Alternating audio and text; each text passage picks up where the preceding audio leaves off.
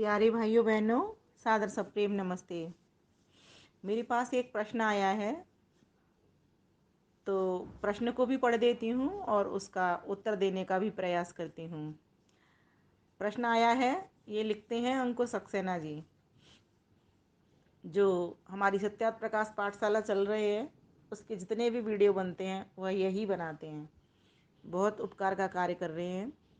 इन्होंने प्रश्न किया है, आचार्य जी, क्या यह चारों धाम की यात्रा करने से सब पाप खत्म हो जाते हैं और मोक्ष प्राप्त होता है, या यह लोगों का वहम है?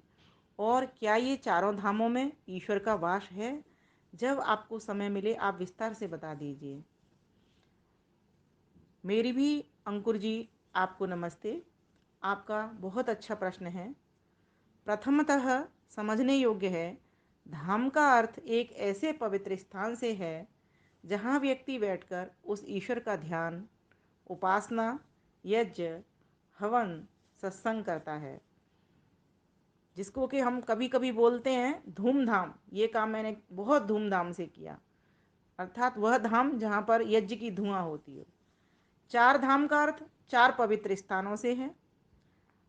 महाभारत काल के पश्चात हमारे संतों, मंदिरों, पूजा स्थलों, शास्त्रों की अनार्यों के द्वारा बहुतायत से बहुत ही बड़ी हानि हुई। धीरे धीरे एक लंबे समय के बाद एक ऐसा काल आया, मध्यकाल, उसमें व्यक्ति ईश्वर को ही भूल चुका था। तब जगतगुरु शंकराचार्य जी ने विचार किया कि चारों तरफ उस ईश्वर को अनुभव करने के उद्देश्य से और भारत की सीमा को सुरक्षित करने के उद्देश्य से चारों दिशाओं में पवित्र नदियों के संगमों पर चारों धामों अर्थात चार पवित्र स्थानों को अर्थात पूजा स्थलों का निर्माण कराया।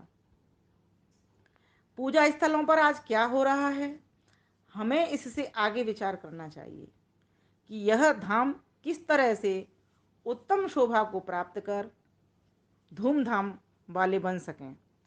वहाँ जो यज्ञ वेदियाँ बनी हुई हैं उन पर नित्य यज्ञ होने की उत्तम वैदिक व्यवस्था हो, अर्थात वैदिक मंत्रों से यज्ञों की धूम के साथ वेद, उपनिषद, दर्शन, महाभारत, रामायण आदि की नित्य कथा की व्यवस्था हो, तो सही मायने में मेरा ऐसा मानना है प्रकृति की गोद का आनंद दुगना बढ़ जावे। जगतगुरु शंकराचार्य जी का उद्देश्य बहुत ही उत्तम रहा होगा, क्योंकि वेद कहता है उपहरे गिरीणाम संगमे च निधिनाम धिया विप्रो अजायत।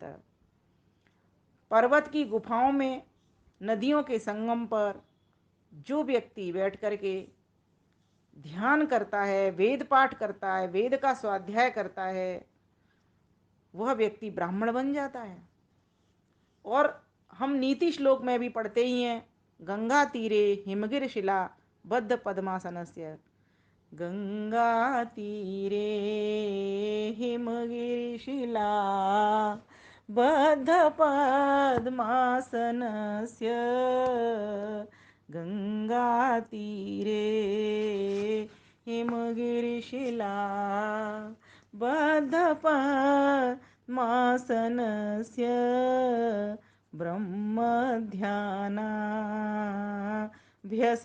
विधिना योगनिद्रां गतस्य किं तैर्भाव्यं मम सुदिवसै यत्र ते निर्विशङ्काः कण्डूयन्ते जरठहरिणाः स्वाङ्गमङ्गे मदीये गंगा तीरे। इस प्रकार से वैराग्य शतक में ये जो मंदाक्रांता छंद आती है वहाँ पर भी इसका वर्णन भर्तृहरि जी ने किया है। तो इसका मतलब होता है कि प्रस्तुत छंद बताता हमको वैदिक काल के चिंतन को, व्यक्ति कैसे मंथन करके हित कर करता तन मन को। मेरे ऐसे सुदिवसों से, मेरे ऐसे सुदिवसों से बढ़कर हे प्रभु क्या दिन होंगे, जब होऊंगा ध्यान मग्न पद्मासन स्थित मम अंग होंगे।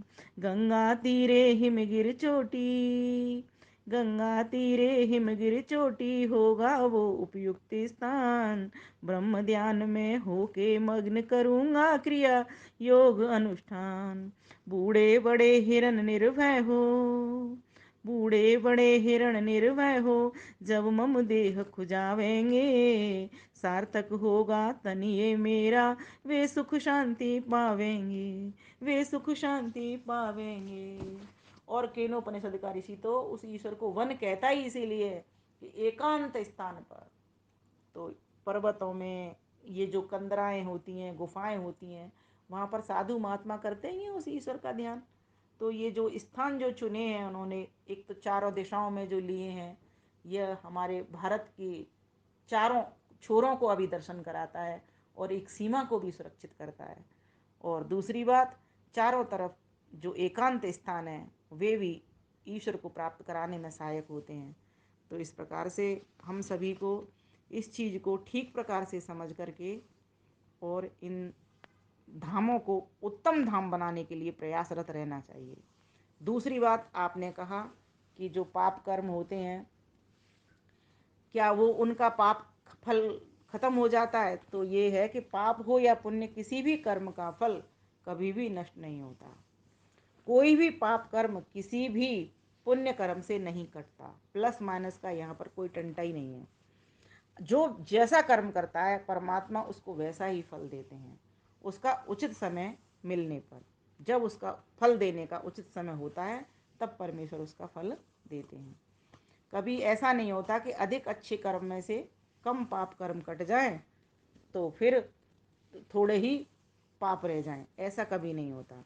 अच्छे का अच्छा और बुरे का बुरा फल मिलता ही है। अवश्य में भोक्तव्यम कृतम कर्म शुभाशुभम।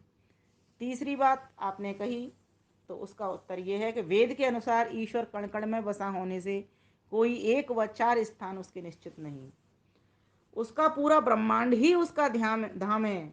और उससे भी तीन भाग, वेद तो कहता है, यजुर्वेद में आता है त्रिपैद ऊर्ध्वम, कि वह इतना बड़ा है, तीन भाग और बड़ा है। उसका एक पाद अगर उसके चार भाग कर दिए जाएं उस परमेश्वर के, तो एक भाग में, एक अंश में तो ये सारा संसार बना है, पूरा ब्रह्मांड बना है। और तीन भाग तो और उसके अमृत आनंद से भरे हुए हैं, जहाँ पर के कोई जगत नहीं बनाया उसने। तो वो परमेश्वर तो इतना महान है, तो उसका तो सर्वत्र वास है, कोई जगह उससे खाली नहीं। वह अखंड परमात्मा सर्वत्र चारों तरफ एक रस होकर के आनंद से भरा हुआ है, सभी स्थान उसी के हैं। हाँ, चारों तरफ ईश्वर का वास होने से इस तरह से कह दिया जाता है कि चार धाम तीर्थ हैं, क्योंकि वास्तव में चारों धामों में जो रह रहा है, अर्थात चारों तरफ जो ईश्वर वास कर रहा है, वही तो हमारा तीर्थ है, वही तो हमको तारने वाला है। तो ऐसे परमात्मा की जो सर्वत्र रहता है, जो चारों ओर रहता है, कोई स्थान उससे खाली नहीं, उसको समझ करके हमको इस भवसागर को तरना चाहिए, इस मृत्यु को लांघने का उपाय करना चाहिए। और ऐसी जगहों पर जो एकांत स्थान होते हैं, वन प्रदेश होते हैं, जहाँ पर इस तरीके के मंदिर बने होते हैं, ऐसे मंदिरों को हमें ठीक प्रकार से इनकी सेवा का लाभ लेना चाहिए और अपनी सेवा भी वहाँ पर